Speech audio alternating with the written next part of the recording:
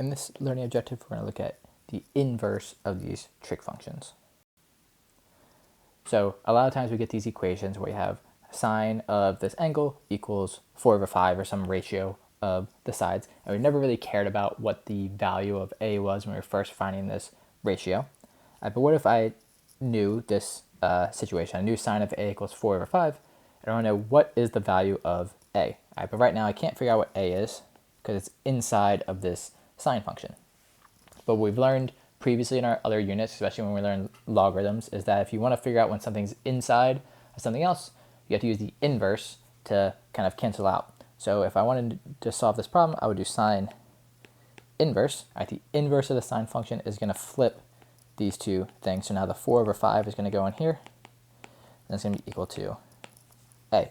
And that allows me to solve for and figure out what a is. So if we want to figure out an angle, we have to use inverse trigonometry.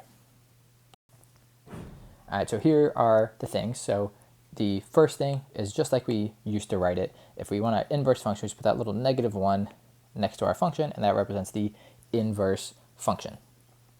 These ones are special because they come up so much. They also have other names. You put a little arc, ARC, in front of your trig function that also represents the inverse. These things are completely equivalent. They're the same thing. If you're just doing more mathy stuff, you'll generally use that. If you're doing more computer sciencey stuff, you use that because you can actually type in arcsine. It all depends. If I'm typing stuff into Desmos, I'll use this one because I can just type it in ARCSIN. But again, it's just depending on kind of what field you're in, which one of these gets used more. So here's an example of how we're going to use this inverse trig. We want to figure out what is x, what is this angle. So whenever you're trying to figure out an angle, you have to use inverse trigonometry.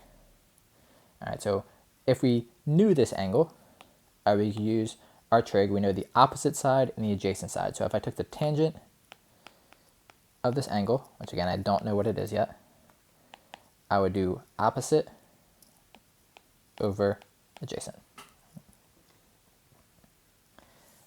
And this is kind of the setup we would do before, but now we actually want to know what is x.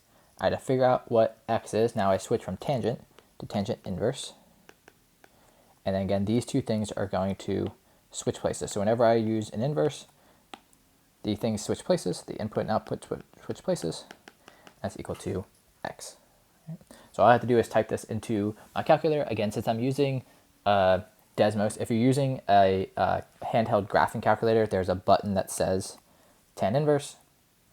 But with Desmos, I can just type in arctan, ARCTAN. So this is the same thing. I'll just write it out. Arctan of 80/90. And I type that in,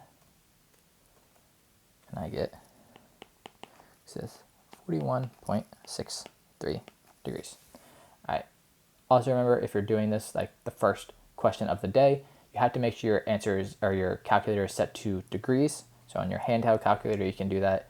On Desmos, use a little wrench to switch to degrees. If it's in the wrong setting, you'll get 0.73. That's if you're in the wrong setting. If you're in degrees, you'll get the right answer, 41.63. So here's another one, and we want to figure out this missing, or not missing, we want to figure out what the value of this angle x is. So you always think about which sides do we have. In this case, I have the opposite side and the hypotenuse. So opposite and hypotenuse is going to tell me to use sine. So the sine of this angle x will be the opposite side, 3.9, divided by hypotenuse, 8.1. Now, because I want to solve for something that's inside of another function, I take the inverse. And those things are going to switch places. 3.9 over 8.1 equals x. And now I just have to plug that into a calculator. Again, on Desmos, I'm going to use arcsine because I can just type it in, arcsine of 3.9 divided by 8.1. And I get 28.78 degrees. One more together before you do one on your own. And this one, we're trying to figure out this x. Which trig function are we going to use? We have the opposite side and the hypotenuse. We're going to use sine. So sine of the angle x is equal to the opposite side divided by the hypotenuse. I want to solve for this x, so I switch to the inverse function, and these things are going to switch places because the inverse switches x's and y's. And then I type this into my calculator, arcsine of 4.2 divided by 9.9. I get x is 25.10 degrees. So if you can use SOHCAHTOA to make an equation, just make sure you're using the correct one based on the sides you have, and just use your inverse trig function to figure out your x value. All right, so here's one for you to try on your own. All right, figure out the value of x in this problem. All right, the answer you should get is 29.36 degrees. All right, so again, you have the opposite and adjacent sides, so the trig function uses tangent. You could also use cotangent, but we're probably more comfortable with SOHCAHTOA than the other three. So tangent, all right, equal to your ratio of the correct sides.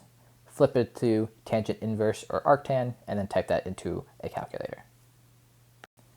All right, so for this learning objective, we're going to do some problems on delta math. All right, just 6 problems. All right, figuring out what these angles are in these triangles.